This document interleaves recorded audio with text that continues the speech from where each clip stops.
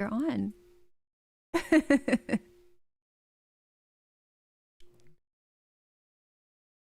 And we're welcome back. So, hey. Hold part on. 3. It's still 5:59. Should we wait a minute? Oh, are we early? We're early. Just tiny bit, not much. What should we do with our hands? We don't know what to do with our hands. Oh, we're on now. Okay.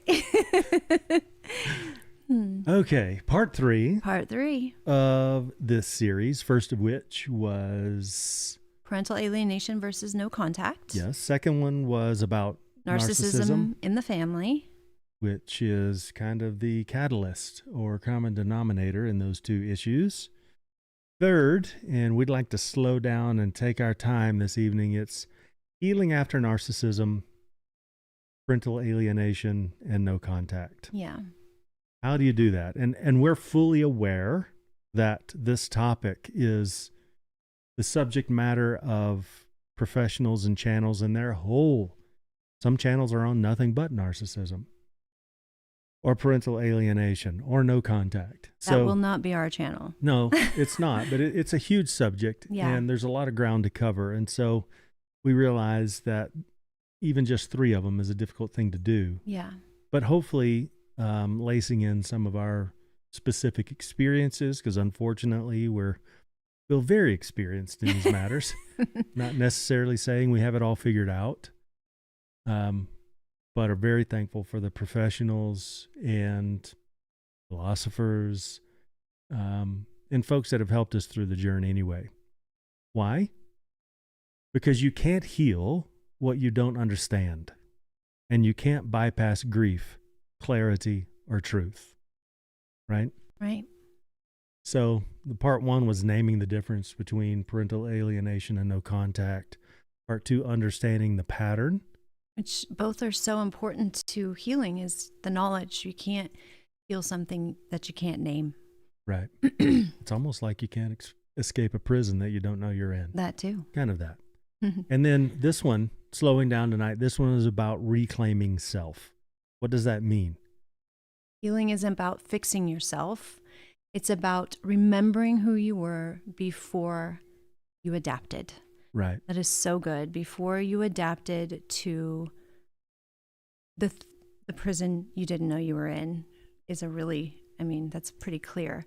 Before you adapted to the narcissistic abuse, or before you adapted to your kids going no contact or parental alienation. It's all of those things.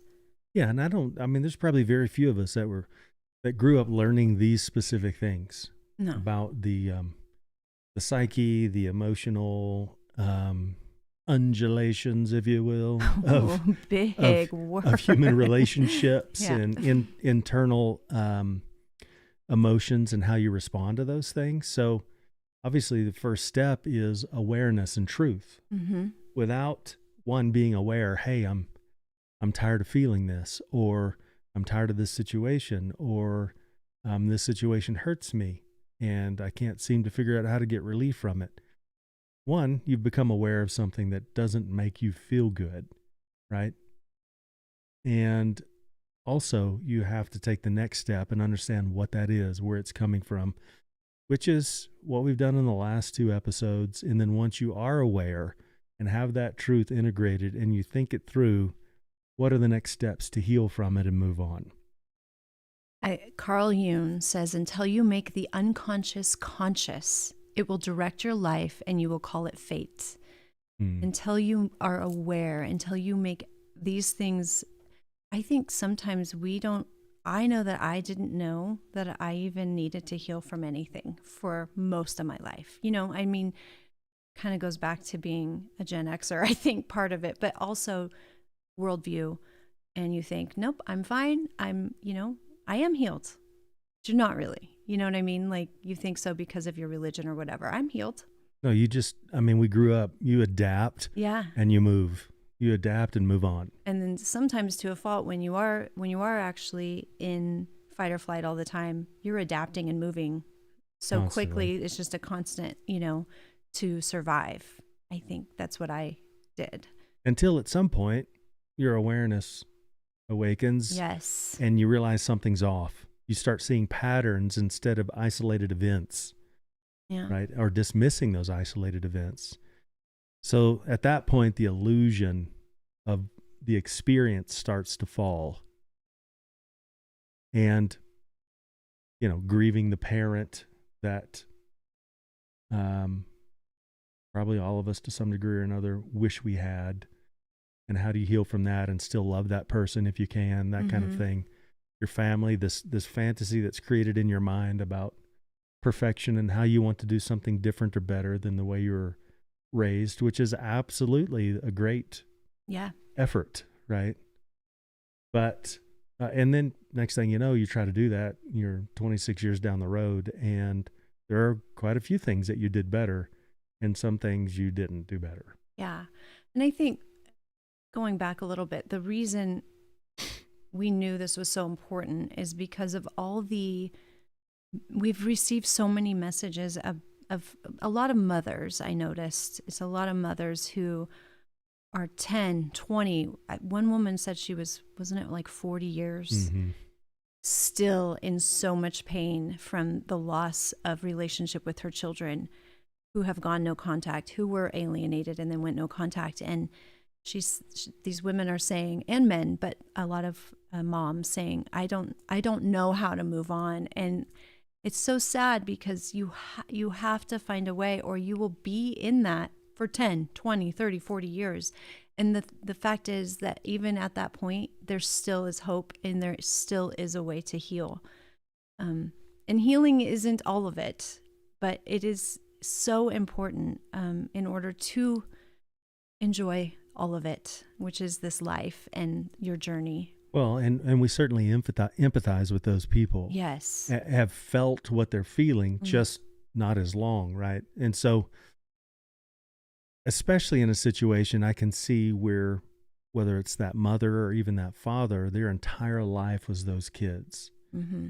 In my situation, my entire life was those kids, thinking about them in that moment, in that present, and trying to spend as much time as I could with them, even given all the other responsibilities, thinking about their future, not wanting to pressure that relationship, but wanting to create a scenario where it was a childhood that they would remember fondly and want to come back home to without emotional pressure, right? Whether it's holidays or otherwise. I just wanted to create a scenario that when they thought of home or they thought of their father or that situation, it made them want to come back by choice, not by emotional pressure.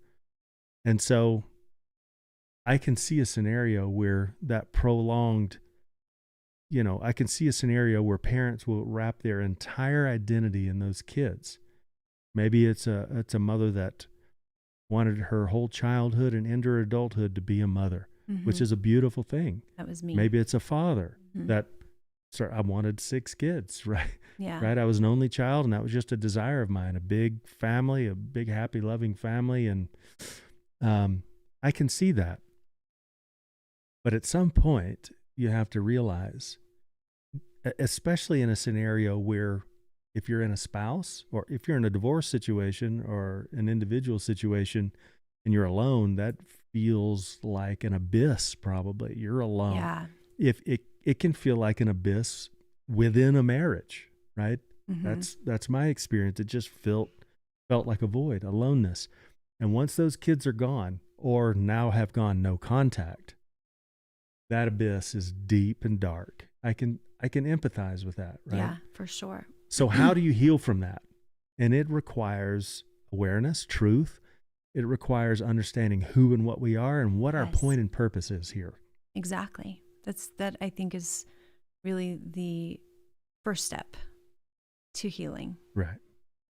So realizing something is off. You read the Carl Jung quote. Yeah. Or Jung. No, so you get to the point you're no longer minimizing things that feel off or hurt or you didn't like or not saying anything about. You're no longer explaining away harm. You felt harm, you explain it away. Oh, they didn't mean it. That's just the way they are. Or I do that. I think that, and we're talking about those who hurt us, right? The things we're healing from, explaining that away. Right. And I think I do that because I know they were hurt, like our children. Like there have been things said that have been really hurtful, right? And could have, if I let it, really affected me and put me way down in the dumps, but I didn't this last time. But I do explain it away, I think, by saying, well, they're in pain. You know, I know they're just speaking out of pain and hurt. Do you think there's a point where you have to go, but actually that's bullshit. They shouldn't be talking to, like, that's cruel. That's cruelty. I don't think it's either or. It's both. It's both they're in pain and it's cruel. Yeah. You know because what I mean? sometimes we do react in pain with anger. 100%. All of us do. Yeah, that's true.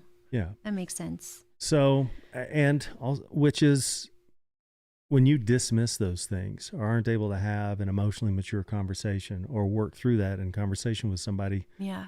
you don't realize it, but you can gaslight yourself into Yeah. thinking, it's fine. It's fine. It's all fine. It'll It's be fine. okay. I'm fine. Right. You know, It's something I'm guilty of. I used to be teased that was my famous line. I'm fine. We're fine. We're good. It's going to be fine. well, and if any of you haven't spent any time reading Alan Watts,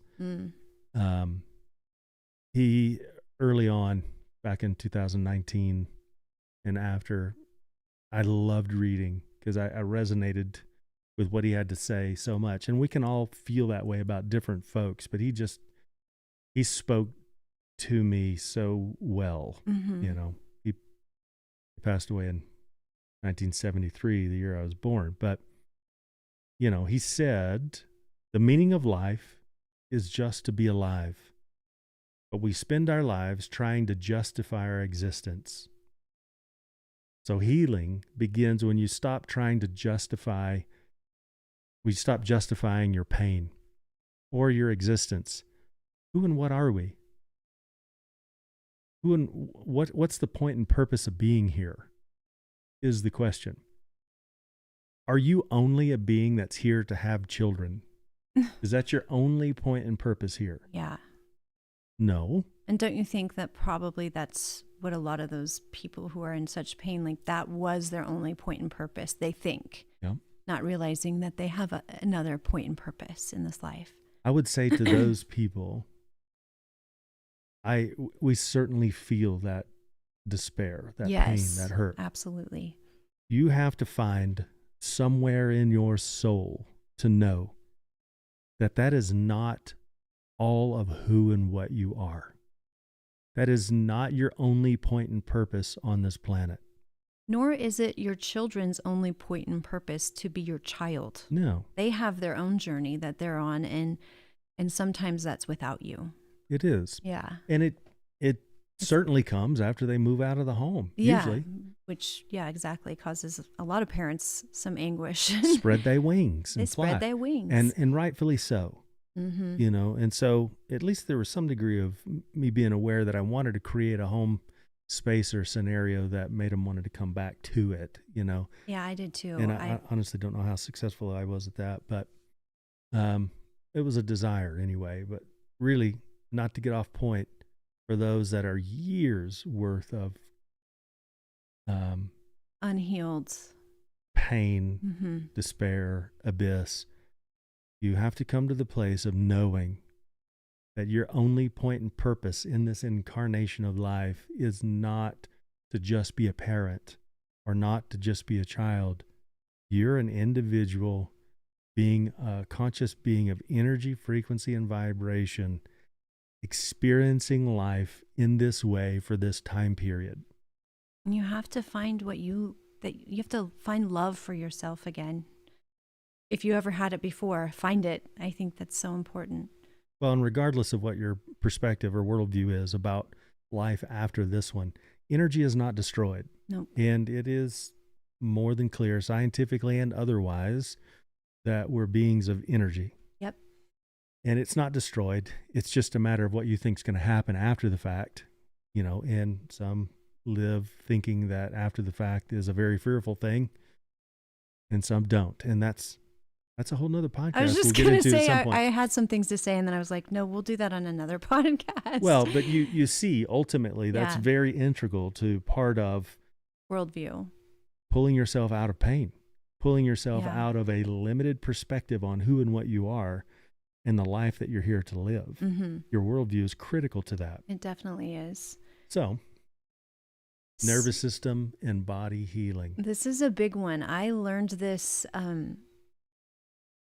during the darkest times of our journey, which was losing our children to parental alienation at the time.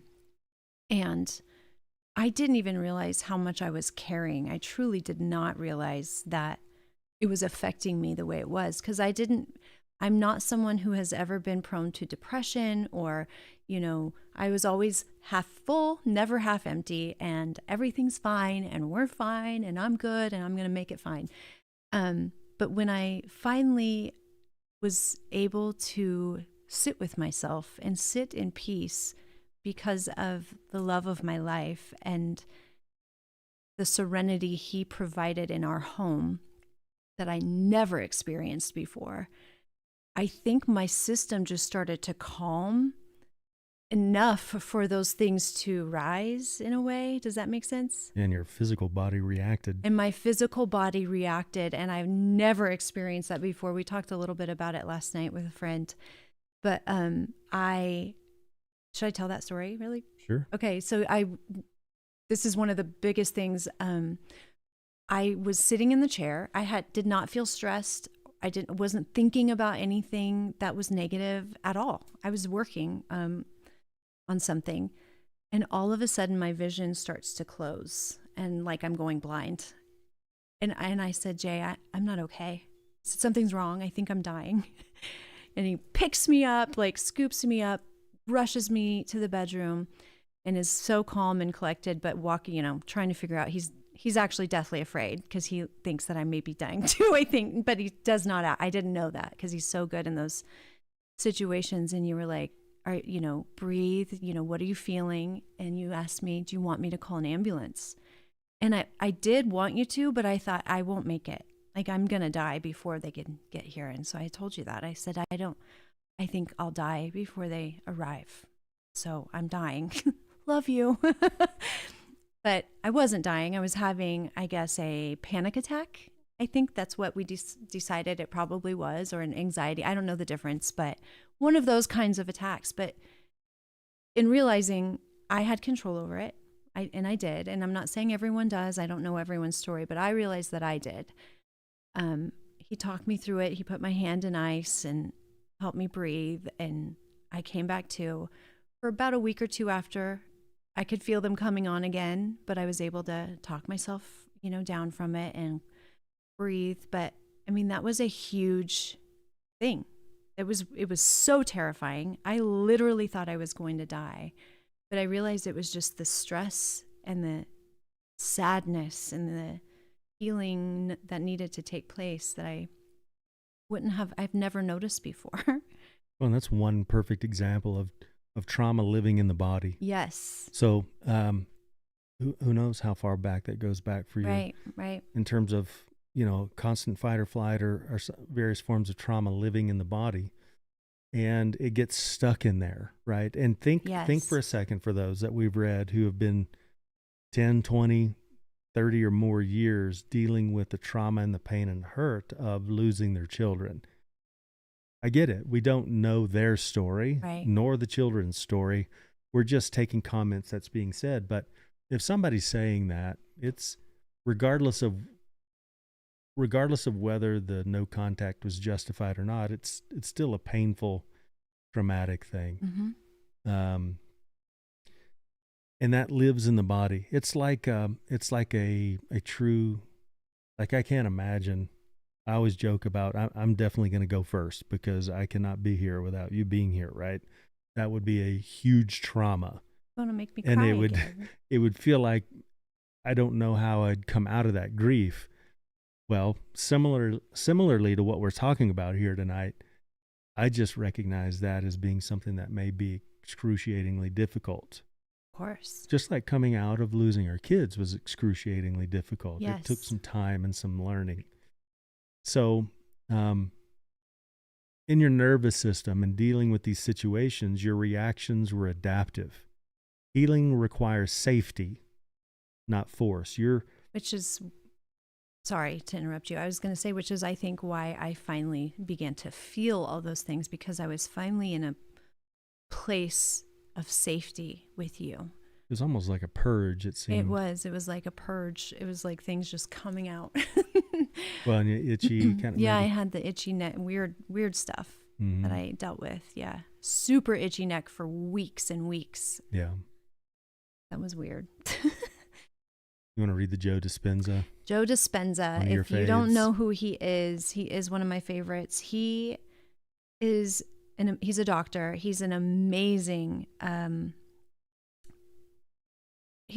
doctor that puts out things that are easy to understand, and he brings science into spirituality and proves that we have the ability within our own selves to heal. I'm going to link a couple of his books that I have that I just love so much. They changed my life, truly. But this quote says, "You cannot create a new future while holding on to the emotions of the past." 100%. That is so good. When I read that in his, I think it was Becoming Supernatural book, God, I was like, oh my goodness, how often do we all do that? Or, unknowingly do that, even just talking about constantly. And sometimes you have to rehash things from the past. But once you do, a good habit is to then leave it. You've rehashed it. Sometimes when you are reconciling, for instance, you have to rehash some stories and things that you have questions about or whatever. But once you've done that, you should move on, because if you don't, it will continue to affect you. It'll make you mad all over again. It'll make you sad all over again, or just all those emotions will stay. And like he says, you cannot create a new future while you're holding on to those emotions of the past. Mm-hmm. That is so true. Yeah, and it's not just mental, not affecting your body. It's energetic. It's very energetic. It's frequency, it's vibration, and it affects your entire being. And we are all energy, frequency, and vibration. And so the energy and frequency and vibration of that other person, perhaps that affects you, you're inviting it back in every time, or that has hurt you.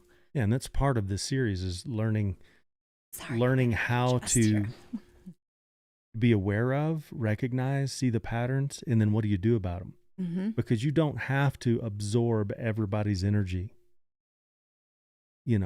The way they're coming off, you don't, and it doesn't mean you have to absolutely lash out every time either. Right. You just have to internally have the wisdom and awareness and the truth to know where to create healthy boundaries. I just wanted to reference Joe Dispenza again.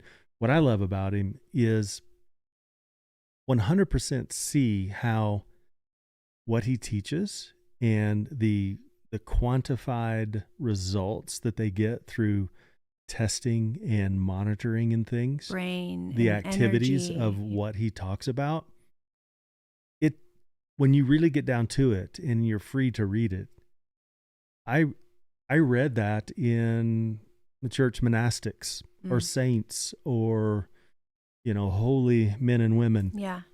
What he talks about is the scientific biological explanation of the same thing that you're going to read in a different vernacular or culture or a spiritual or religious system. It's the same thing. And I would submit that a lot of that is that, right?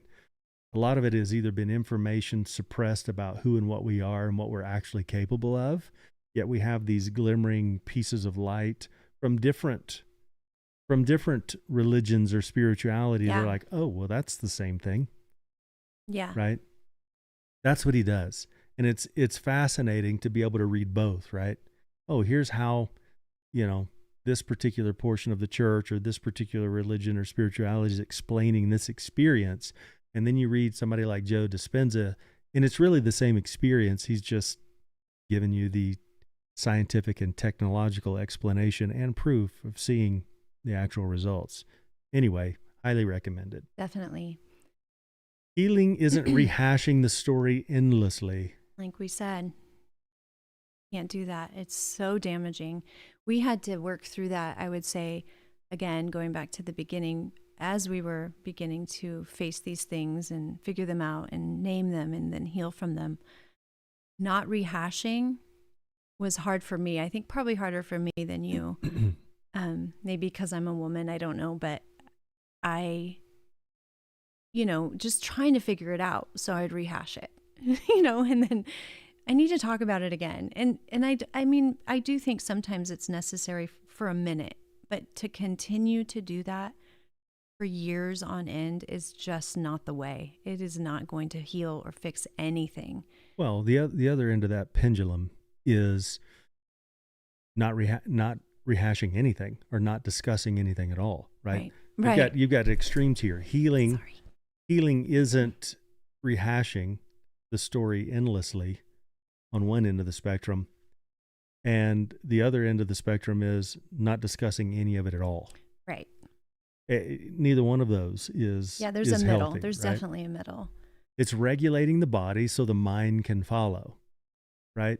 I mean, whether you've been in martial arts or boxing or anything else, at the point where you can think and move efficiently, aggressively, or smoothly, I mean, some would call that like a flow state. Yeah. You want that mindset. You want to be able to think and move. Yeah. And so calm, new information to the nervous system.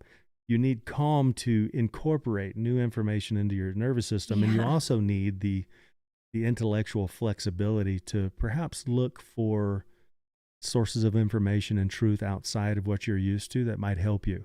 Whether that's about physical ailments with your body or spiritual concepts and understanding of who and what we are and what the hell we're doing here. All of it. Right? Yeah, for sure.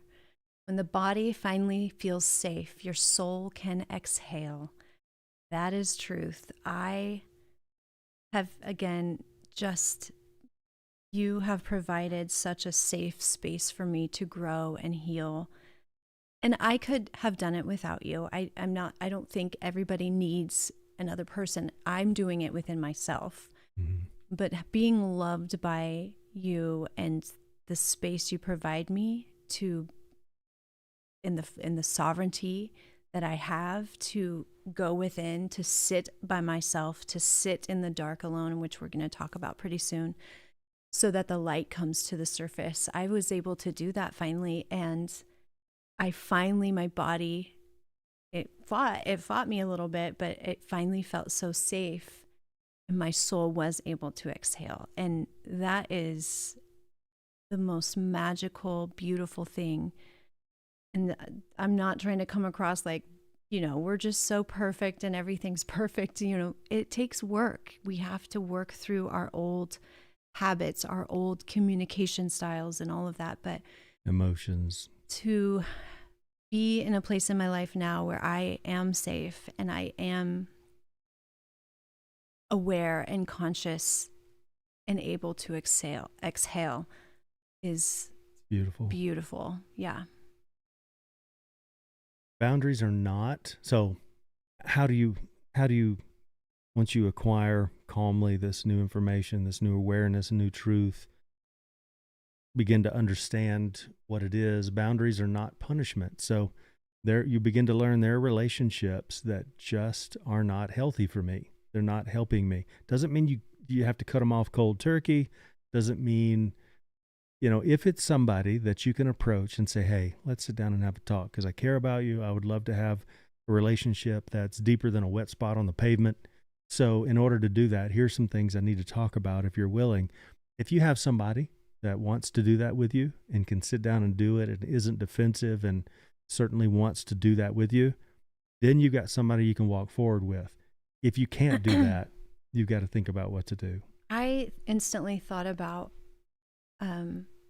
our deconstructing of our old worldview, right? Of our worldviews, the deconstructing and reconstructing of that, and how boundaries seem to also naturally occur without you even having to say anything. Yeah. People fall away, I believe, as they should sometimes. we were able to be shown who people were, and we believed them, and we moved on. And finally coming to a place of that self-respect is big. You know, it's not easy, but it's definitely pretty amazing how that happens naturally. Well, here's what would, in my opinion, look and appear to be like a natural boundary. Yeah. Okay, so growing up in school, here's an example. By the time I was a junior in high school or so, the friends I was hanging out with, as soon as I began to start going to church a lot and really wanting sincerely to do better, be better, so forth and so on, that naturally started to create a separation, right? Mm-hmm. And I think back on those, my two main best friends, I have the most beautiful memories with them. Do we want to do a shout out? No. Just kidding. But they know who they are, and I have the best memories. Sounds like. And, we weren't always, the greatest kind of guys. But Yeah. anyway. And so those boundaries kind of naturally started coming about. And what happens, whether it's leaving one denomination to the next, or the way a particular person thinks, even family members, when that starts to happen, people get really butthurt over it. Isn't it weird? I mean, really butthurt. Oh, who they think they are. You know what I mean? It's so weird to me. I don't mean to go off subject. Even if you haven't said anything, who they think they are. I know, but isn't it weird that your decisions for your life affect so greatly other people? I will say this, I don't mean to go off subject, but that's what it makes me think. Like, it's crazy how offended people will get over your own life decisions that have nothing to do with your life other than being a friend or family member or whatever. Or instead of, leaving one denomination and saying, hey, obviously we think differently than you do, but we love you. We wish you well. We hope you do well in your journey and your exploration. Yeah. In the church you say, we be praying for you. No, it's not Bless that. your It's heart. like, oh, he is now going to hell. Mm-hmm. Right? Yeah. And so relationships happen like that because you become so kindred with, especially in families where you've grown up together or you've been around and had the same mindset and everything's been similar, and all of a sudden you start to change. Oh, and man. they're like, who? They freak the fuck out. Who the hell do you think you are? That kind of thing. Yeah. It's unfortunate, but you've got to have the fortitude to keep moving. And to keep those boundaries. That's where the and boundaries respect come those natural boundaries. Because they're not punishment, anger, or rejection. They're presence, clarity, and self-honoring. Yes. Presence, clarity, and self-honoring. That's so good.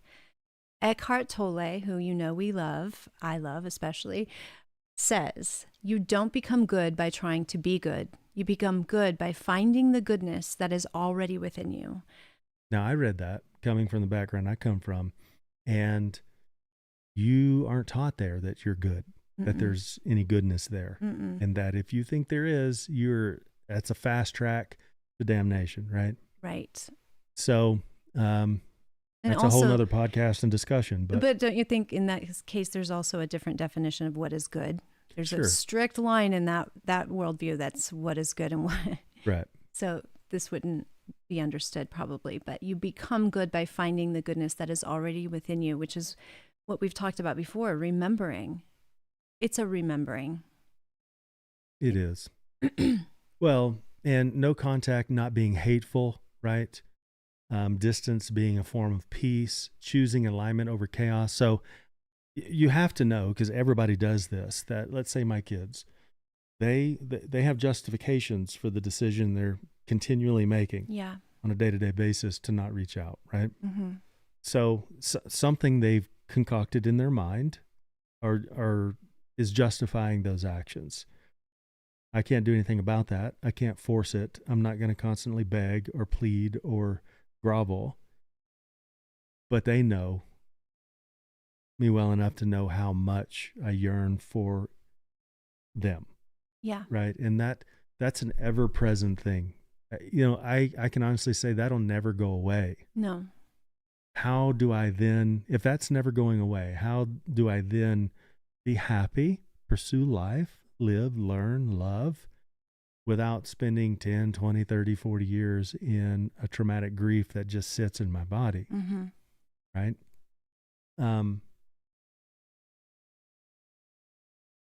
I don't consider what at least some of them are doing as hateful. I would say some of ours are actually being hateful. Yeah. And creating boundaries with really vicious verbal attacks. Mm-hmm. But there are others that aren't being. They just think they're doing the best for themselves and for their family and for their children. I don't know how that can truly be justified without an honest, genuine conversation at all. But I can't change that. And so the point of this whole segment is, how do you live on through that and be happy? Boundaries are how the soul breathes. That is beautiful. They are how the soul breathes. Otherwise, you can become suffocated by the allowance of things that are not good for you, not good for your soul, not good for your relationships, not good for, your spiritual walk, whatever that is. It is how your soul breathes. You have to set boundaries in your life. You know what it makes me think of? Mm. It's like you and I've talked about before, where for me, when I used to hunt in the wilderness units here and things, and I knew a particular area that I wanted to be in, I'd get the topographic maps. I'd talk to the biologists and things like that. But what does the topographic map do? It allows you to zoom out. Mm-hmm. It allows you to get a higher elevation from your particular situation or landscape and really get a good look at it, right? And I see that as distance allowing you to stop and breathe. Because if you can't stop and breathe, and if you're constantly down there just whacking away in the bushes and stepping over trees and trying to get up this hillside or this cliff, and it's a slog down there, and all you're doing is from one tree to the next, or one bush to the next, or one bramble, right? Mm-hmm. Whereas, and you're not able to see above the brush you're having to crawl under. you can't see Literally up, you can't see down. I mean, you're sopping wet. I mean, Yeah. my oldest son's been with me. East Texas is thick, Yeah. right? And there are things in the bushes that can get you. It's thick here too. So, which is why people like tree stands, right? You get up out of that thick mess and you can see down in there. But also, the elevation. You have to be able to stop, pull back, breathe, and recalibrate and reevaluate yourself and all the surrounding relationships, calmly acquire the information that then enables you to make a more healthy, strategic decision on how to move forward. Creating distance. Yeah. A literal boundary is sometimes, like a literal, maybe moving away is sometimes necessary. Yeah. Shadow and integration. This is the deep work. Shadow. The shadow. This is so good. This is the parts of us that have adapted. That is our shadow, that have adapted to the role that was placed upon us. The people pleaser. The home we grew up in, the worldview we were given at birth, the culture, society we grew up in. Yeah. I mean, just the cultural differences, big city, small town, country. Yeah. Southern, northern, northwestern, northeastern. It's all those. That's what it means. The parts that you've adapted to, that were given to you, basically, right? You want to read the next? I feel a little called out on these ones. So the parts of you that adapted, the people pleaser. Me, how was that? The hypervigilant child. Probably me too. Yeah. Just trying to be good. Just take care of your brother. Good. Yeah. Do. Yeah. The one who stayed too long. Me. 25 years too long. Yeah. Yeah, for sure. So what does Jung say about the shadow? The shadow is not bad. It is simply unintegrated. I think people often think, oh, your shadow, especially with a certain worldview, the darkness in you. You got to get rid of the darkness. Your dark passenger. And you don't. It's beautiful. There's no light without the dark. They have to be, they're together, the yin and the yang. That's a a visual of light and dark, and one doesn't exist without the other. The circle is not whole without each of them. And it's not a bad thing. It's not an ugly thing. It's something you have to sit with. Well, in some worldviews, what you're taught is, that white dog's got to kill the black dog. Oh. You've got to crush the darkness. Right. But don't stop and think about how if there was nothing but light, if there was nothing but sunshine, and not the darkness, not the moon, not the coolness of the moon, the magnetism of the moon, and the electricity of the sun would scorch the shit out of everything, right? And as above, so below, we are electromagnetic beings, right? And even in our differences, electric, magnetic, male, female, and without having both of those incorporated, and what it does not mean. People hear that and they think, oh, shadow work, dark passenger. Yeah. That's all your evil desires and your evil thoughts. Yeah, and your it does dirty not thoughts. It does not mean you're gonna, strip down buck naked and swing through the trees like a monkey. That's not what we're saying. But that could be fun. I mean, if it's your property. Well, I'm just kidding. Could be. But that's, it's that pendulum swing of division again. Right. Extreme. Right. So, the shadow's not bad. It's simply unintegrated, is what he says. You weren't weak. You were surviving. Healing is thanking those parts and letting them rest. You might say that integration isn't erasing the past. It's reclaiming your power from it. That's so good. Yeah. You learn from it as well. Yeah, you take back your sovereignty. You take the breathing room and the time to think about what was given to you from birth, culturally, religiously, spiritually, informationally, all of those things. You just stop and breathe and think and consider that. And you take back the power of what you like, what you don't like, what hurts you, what doesn't hurt you, what you want to pursue, not what somebody else encouraged you to pursue. Or told you to, yeah. I remember I'd ask my kids, if money were no object in your life, right? You could do anything you wanted because you would have no need for any sustenance. If you were to do something and it wasn't because you needed to make money, what would it be? What would it be? Right?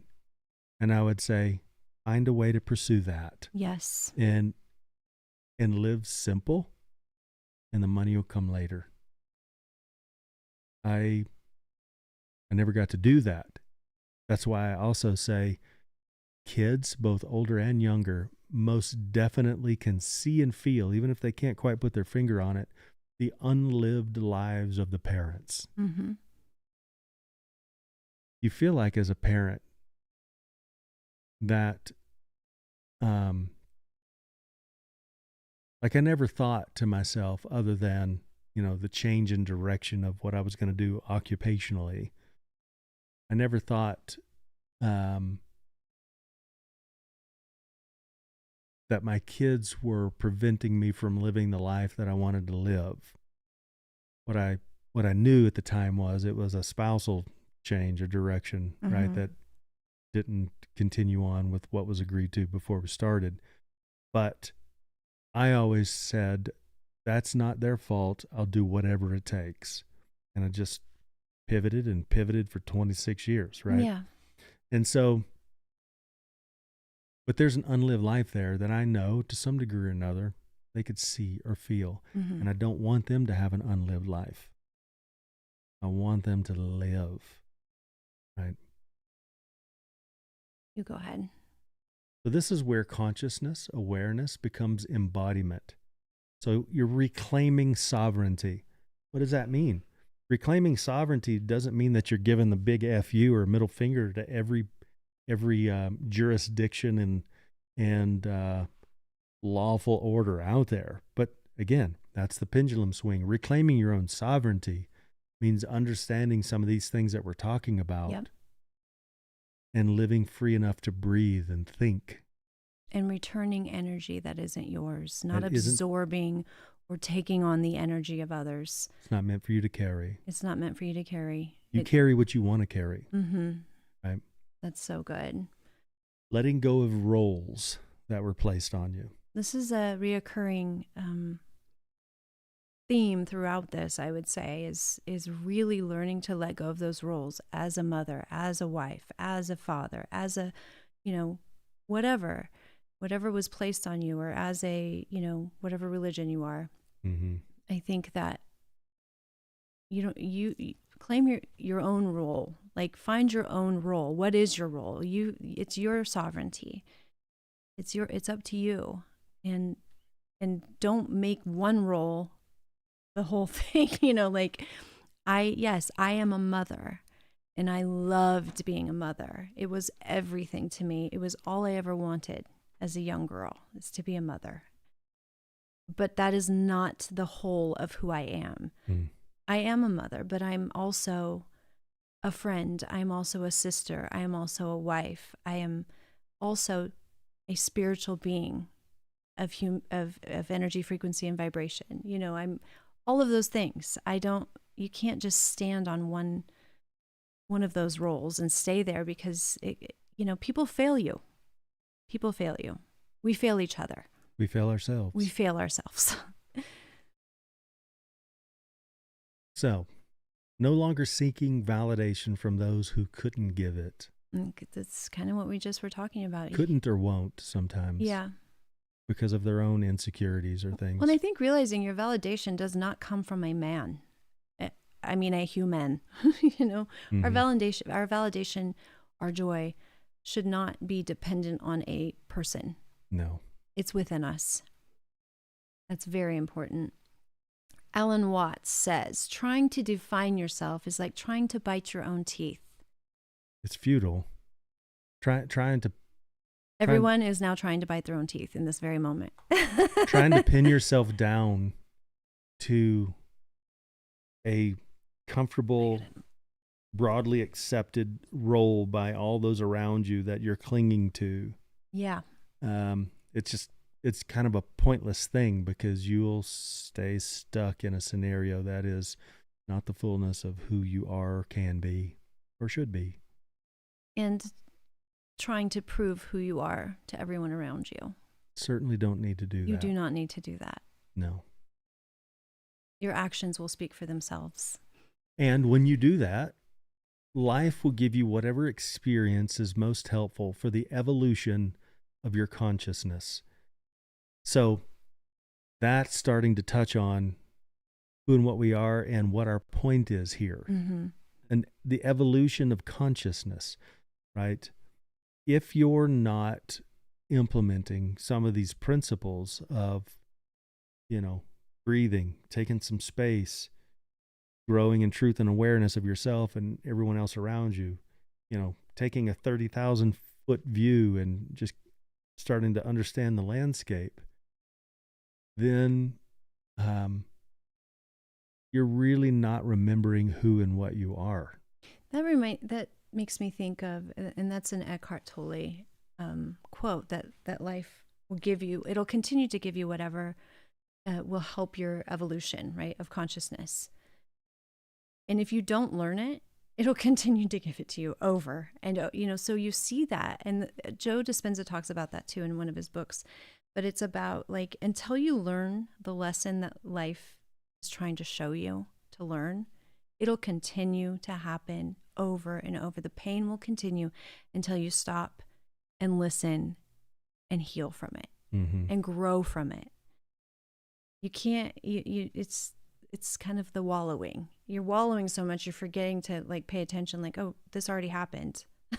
Well, and it becomes like a closed circle, like the snake eating itself, mm-hmm. as opposed to an ever rising spiral of learning. Yeah, right? We were just talking about that this morning. Yeah, I mean, it can come back around in a similar way, but if you learn something here, maybe you didn't learn the whole thing, and it comes back around in a similar way, it's not the same snake eating its tail. It's a spiral upward as your consciousness grows and develops. It's really the law of the universe. It's how it works, mm-hmm. until you learn those lessons. Mm-hmm.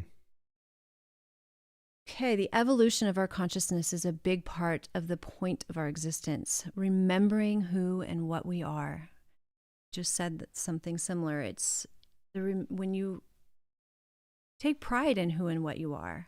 Take pride in your sovereignty, in your beauty, your beauty within, and your divineness, and reclaim yourself. Remember who you are and who you could be, because it is really who you are.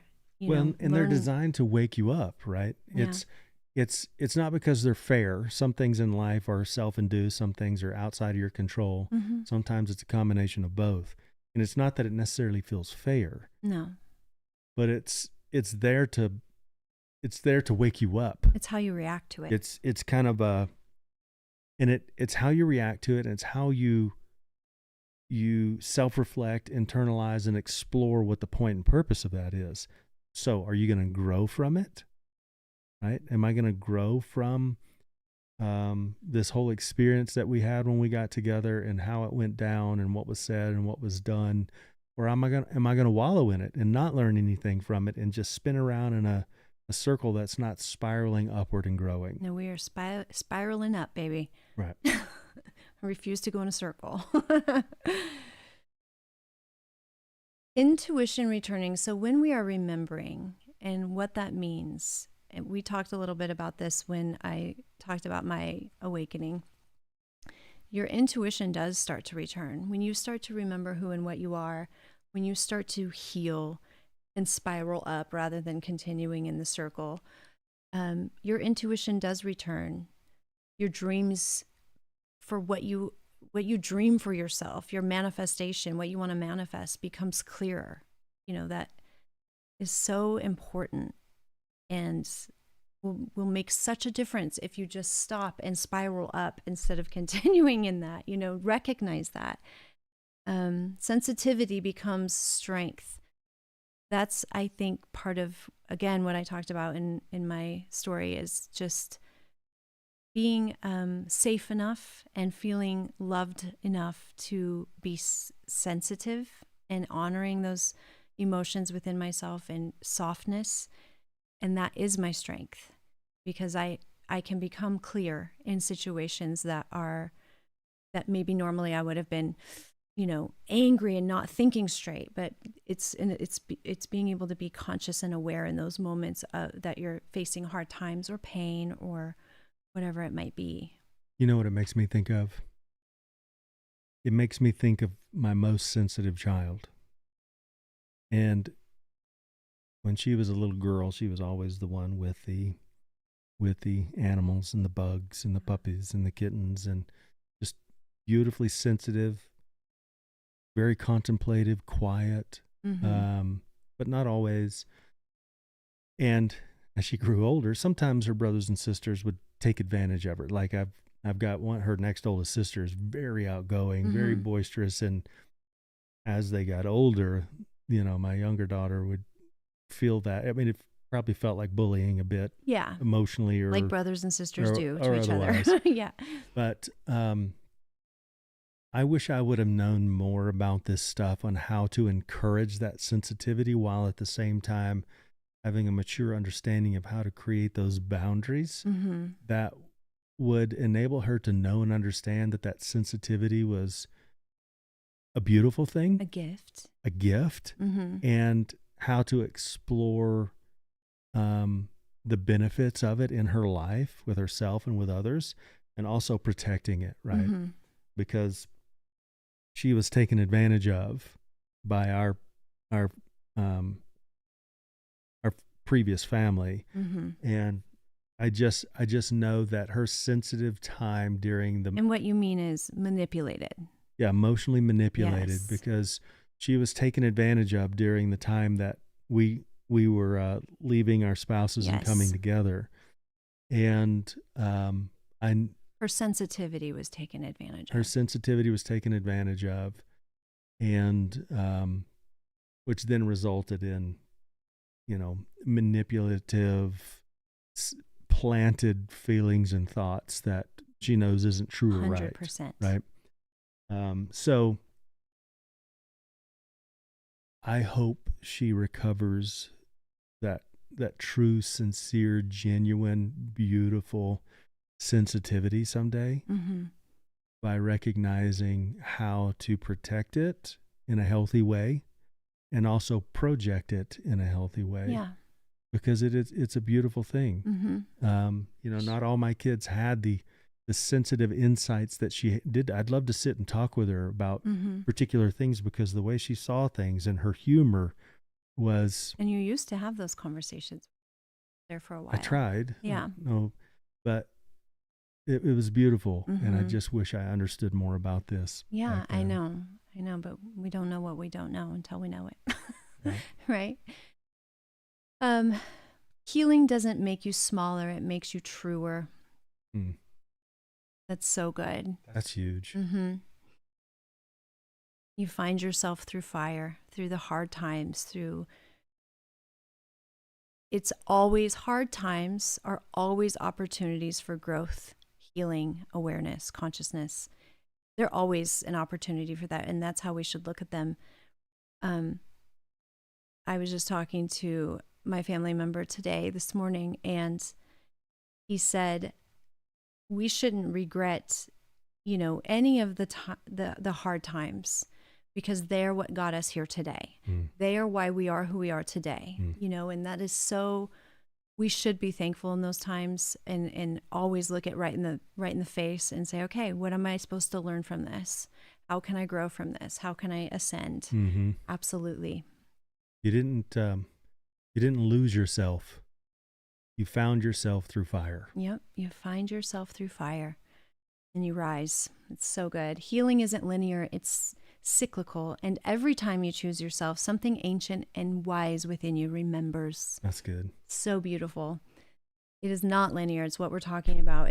It's sorry, I tapped my mic, but it's going up. It's growing. It's healing. It's making those hard decisions to set boundaries and love yourself. Yes. And your family.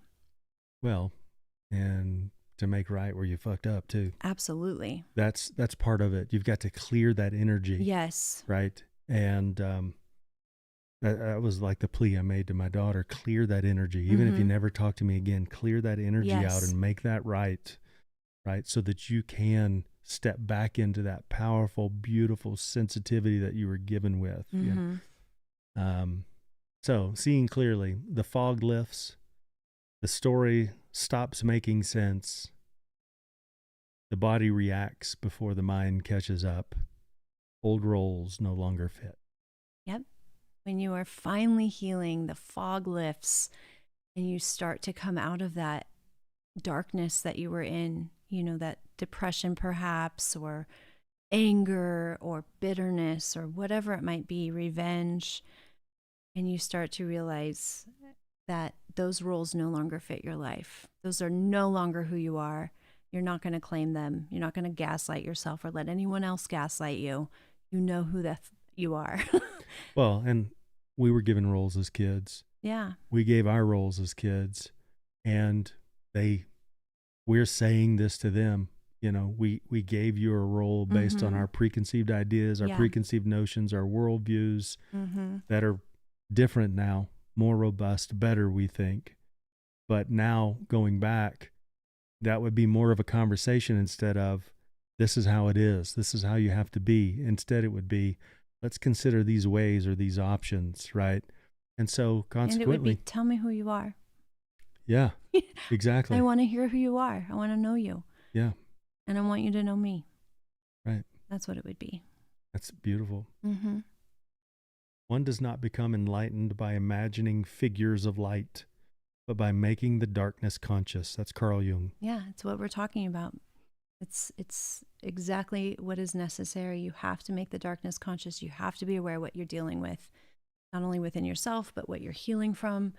It's all those things. That's why the 3-part series, we've had to name it, understand it, and heal from it. Well, and just for some clarity about what it means to make the darkness conscious, realizing what you normalized, right? That should not have been. Right. Which is especially, I think, in the case of narcissistic relationships, people who are victims of that normalize a lot. Mm-hmm. It just becomes normal and you don't know the difference. And so that's a definite. For all kinds of reasons, maybe because of financial reasons, maybe because of familiar reasons, maybe because of, there's so many different reasons. It's just, are you going to get to the point to where you're like, I've got to free myself from this or not? Right. And some don't. That's their journey, right? Seeing gaslighting for what it is, that's making the darkness conscious. Alan Watts said something like, awakening is remembering you were never separate. You were just conditioned to forget. I love the theme of remembering. I have an outlet page where I write my feelings and, poems or whatever. And remembering to me is so huge. I am remembering who I am, who I was always meant to be, who my ancestors wanted me to be, who, it's a remembering. It's so beautiful. And you see this throughout. I mean, like you said, Alan Watts, he passed away in 1970. This is like ancient knowledge. This is not that he's ancient, but I'm just saying, like, this is not new. This isn't like some new thing. Remembering. We have to remember who we are. It's within us all. Well, it begs the question, how did we forget? Which is another podcast. Beautiful, not just one, but many. There's a lot of rabbit holes. But we are conditioned to forget. But there is a great awakening happening right now. Well, and this stage can feel disabling, right? When you're dismantling or deconstructing, like one of our viewers said one time, this whole system of upbringing and how you thought, and when that's being dismantled or deconstructed, the illusion, and then you begin to build it back. Yes. It's a beautiful, exciting thing. And so freeing. It's so freeing. It's unbelievable. So it hurts, waking up to these things hurts sometimes before it heals. I think it hurts for many ways because you are losing family members sometimes, friends that you thought you were close to, children. The relationships with those people sometimes are necessary to fall away, and sometimes they fall away because of other reasons that we've talked about. But it does hurt before it heals. It's just a matter of realizing what that is. Yeah, it's not uncommon to feel grief, anger, shame, exhaustion, identity confusion, right? Yes. I mean, all of those at any given one time, I would say I've felt exhausted with the process. I never felt shame in this particular experience at all whatsoever. Not even for one split second. Leaving and choosing you in this relationship. No, it's and again, not doing what was said was done, right? The lies and so forth, but not a single second of shame. But the grieving of lost kids and family. That's been the hardest part for us. The others, I feel like, showed us who they were. That's how I feel about it. My family members, some of your family members, but the loss of relationship with our children just simply was the most painful thing in all of this for us. It's grueling. It can be, until then you come out of it and you're like, okay, well, they're on their own journey and I'm going to let them.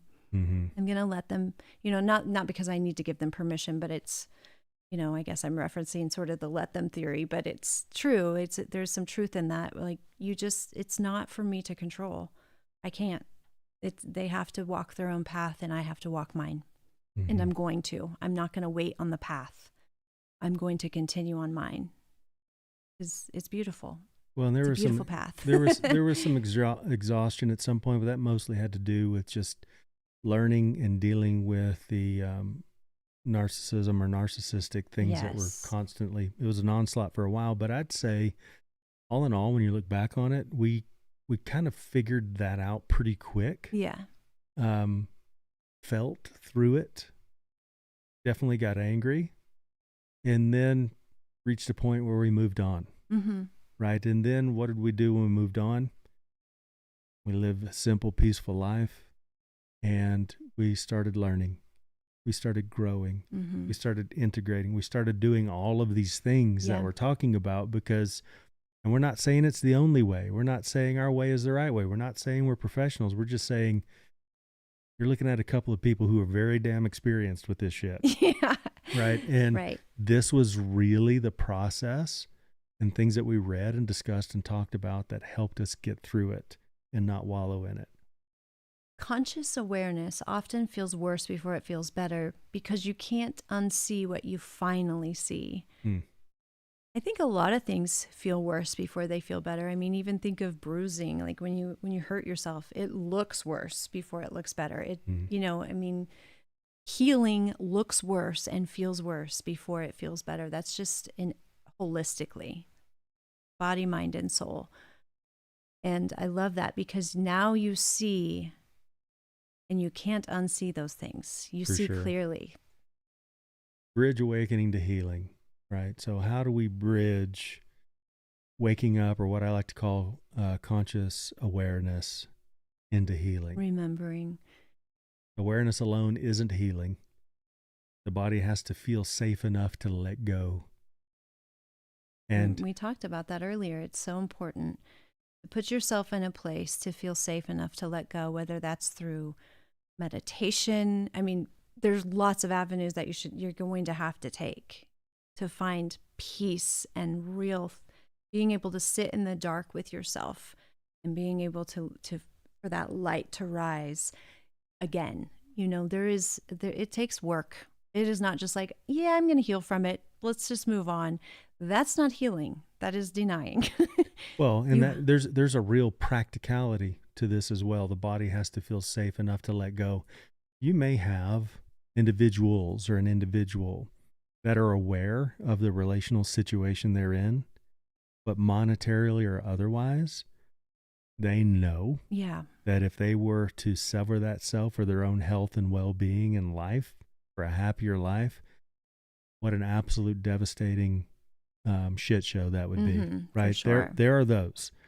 And perhaps all that they've worked their entire lives for utterly destroyed, right? So it really boils down to do you fear that or do you not? Or do you have a scenario or a situation that you can live with if you pulled that trigger, right? Mm-hmm.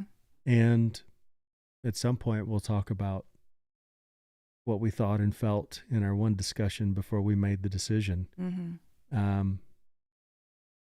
But the other side of that decision, regardless of the chaos that comes after, the most beautiful, wonderful, peaceful, loving life I've ever knew existed or thought could be experienced. You just have to have the nuts to get through it. Yeah. Or lady parts, whatever. Yeah. That didn't quite go right. Live. I'm just going to say live when stuff like that happens. You have to have the will and the determination to get through it. Yes, of course. Yes. When you combine a clear intention with an elevated emotion, you begin to change your biology. Combining a clear intention with an elevated emotion can change your biology. So that calm creates a capacity to receive and understand. Presence creates the possibility. Safety allows integration. Yep, all of that. It is science. It's real science. I mean, we have the ability to heal ourselves within ourselves. It's so real. I highly recommend this book. I'm telling you, that's Joe Dispenza, by the way. But he teaches you how to go within and heal the body, mind, the holistic healing. It's beautiful. And when you do finally, embody the appropriate boundaries, right? In truth, boundaries emerge naturally, like we were talking about earlier. And after becoming aware, they're not forced. Eckhart Tolle says, sometimes letting things be means letting them go. Boundaries are not about control. They're about alignment. And I think people mistake that sometimes. They think I'm setting a boundary because they want to control their life. Well, narcissists do that. But instead, it is what it truly should be, is really aligning yourself, your being. We get that stage 5 there, Hengel. Shadow. What is the shadow? Shadow integration. We touched on shadow work and what your shadow really is and what it isn't. You could just talk for hours on this. We won't, but it's so important to do the shadow work and integrate your shadow into your life. And the shadow is explained like this: the parts that adapted, the protector, the appeaser, the one who stayed quiet. Jung says the shadow is not something to get rid of, but something to integrate. That is beautiful. It's exactly what we were saying before. You integrate it, and that shadow, your light doesn't shine without that shadow. There is no light without darkness. There is no light without versa. darkness. It's beautiful. It's not something to look at negatively. It's a beautiful thing, your shadow. Well, you can't understand the concept of one without the other. Right, exactly. Healing is thanking the part of you that survived and letting it rest. I feel it rest. Yes. For the first time in my life, really. This could make me cry, but I think I touched on this in one of our lives, but talking about, I literally was meditating and I sat with my younger selves, multiple, in a garden, and it was the most beautiful thing to do. It was part of my shadow work, and it was me really, like, it's going to make me cry. I don't want to cry. But thanking each phase of me, who I was as a little girl, who I was as a young woman, and mother and a wife, but sitting with them and thanking them and letting them rest. I'm okay. Like, I got this now, I'm healing. Thank you. So they're resting. Who are you sitting with now? Well, hopefully. Who are you becoming? I am me. I'm a beautiful, divine, sovereign woman, and I embrace that, and I want to just continue to embrace that. I'm proud of her.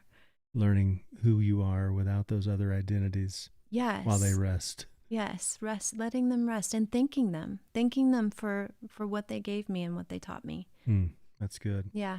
Okay. Didn't mean to do that. Well, like what you were just saying, from Alan Watts, you're under no obligation to be the same person you were 5 minutes ago. Healing isn't becoming someone new.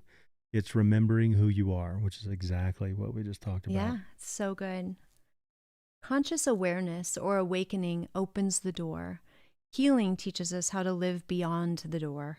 And integration is where peace lives. Integrating those things into that remembering, integrating what you've learned, who you've become, integrating that into your life.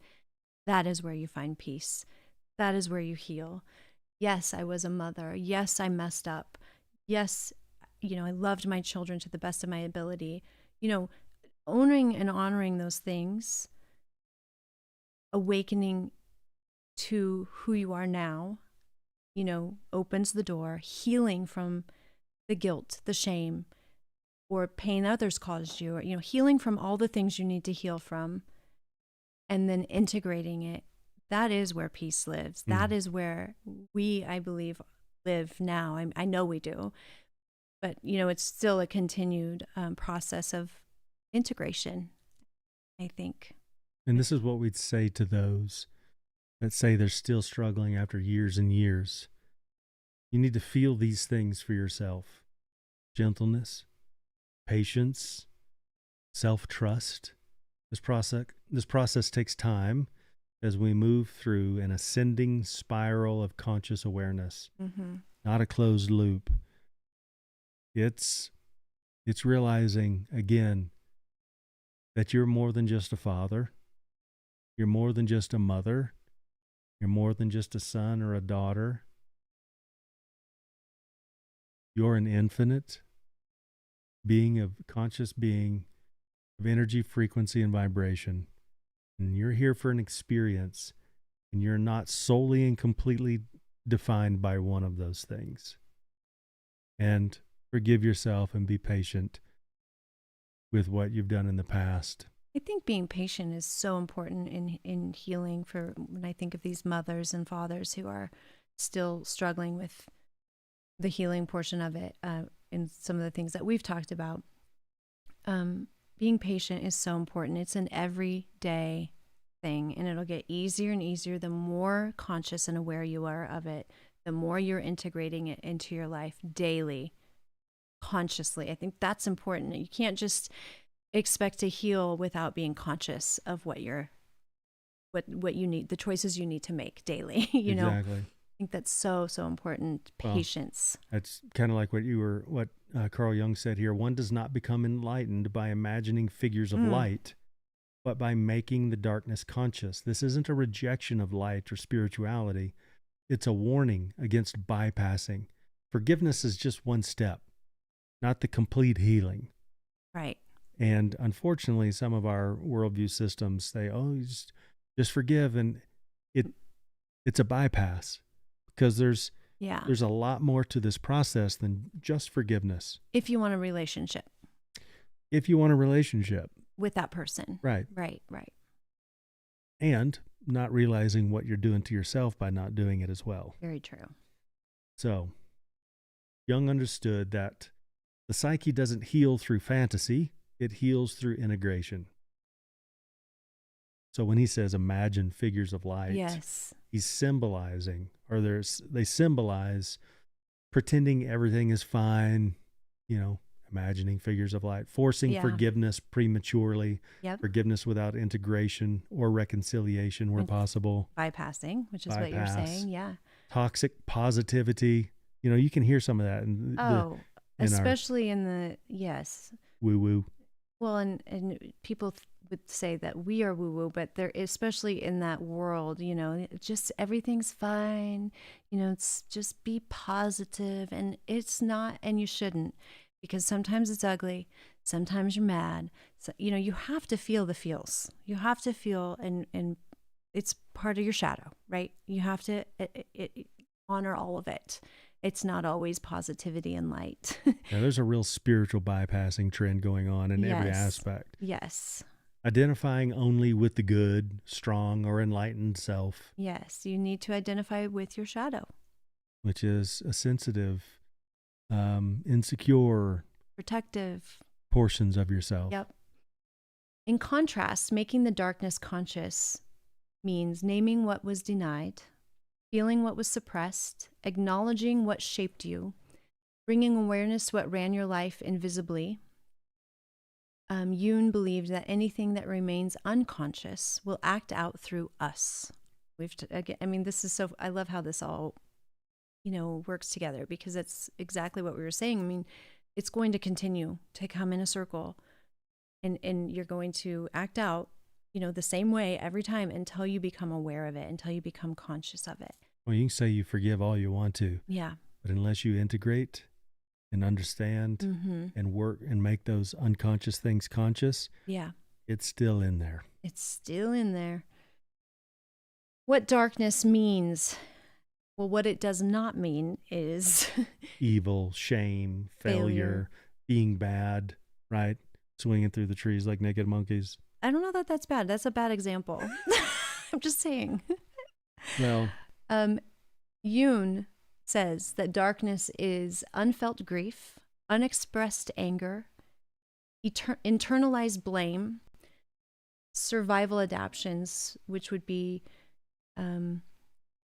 just doing things to survive your situation, being a people pleaser, being, a yes man, or whatever it is to survive your situation or who you're with. Well, I think a lot of us can think of somebody like that. 100%. Whether it's friend, family members, they're in a relationship that probably that person even knows on some level is not healthy or it's toxic, but they are adapting to survive. Yeah, they're just surviving. It just is what it is. And what a terrible and sad place to be, to survive this journey that could be so beautiful and wonderful. Yeah. Parts of you that learn to stay small, quiet, pleasing, or hypervigilant, especially in narcissistic family systems. The darkness is often the truth you weren't allowed to speak, the emotions that threaten the system, the parts of you that knew but stayed silent to survive. Yes. Yes and yes. They're so good. So this is why awakening can feel devastating before it feels freeing. Mm. You're not falling apart. You're seeing clearly. Last page there, Hingle, I think. Last page, guys. So I'd say we just hit some of these quotes because we've covered a lot of it. We have. Healing didn't begin when I tried to be more spiritual. It began when I stopped lying to myself about what hurt. That is so good. Can you think of an example of that? Yeah, I lied to myself my entire marriage about how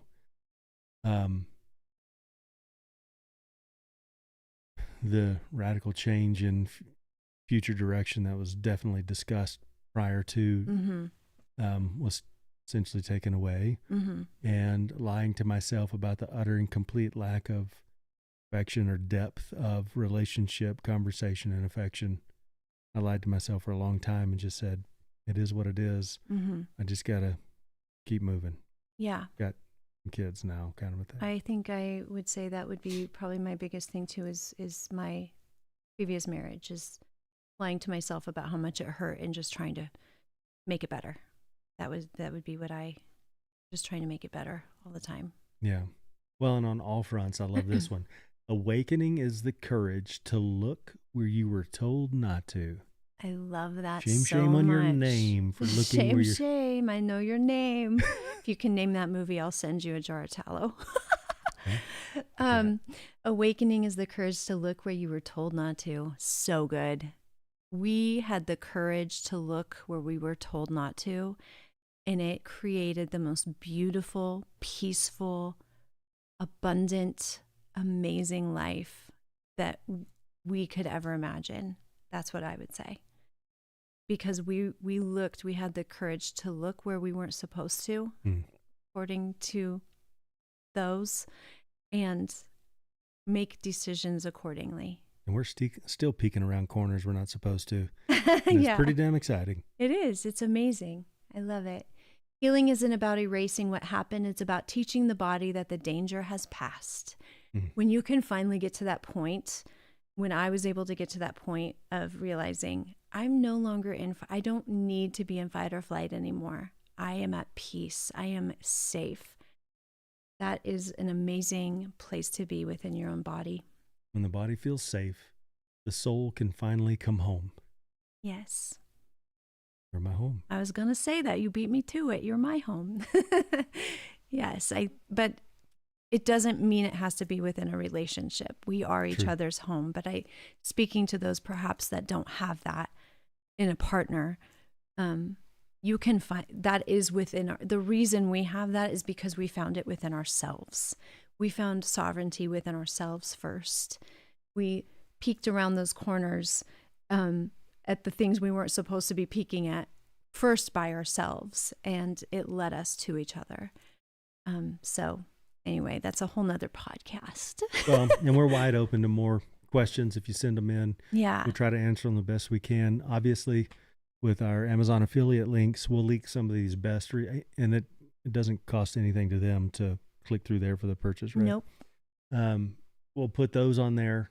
Some of these folks we've quoted tonight have been a tremendous help in so many different ways on so many different topics and subjects. Those links will be in there.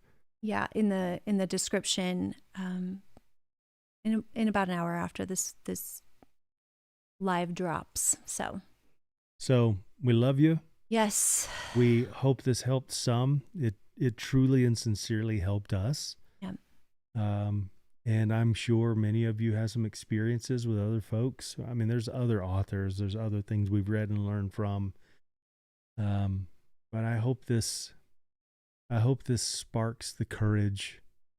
I hope it sparks the will, the fortitude for some of you that have been struggling for long, prolonged periods of time to rise up and ask yourself, who and what am I?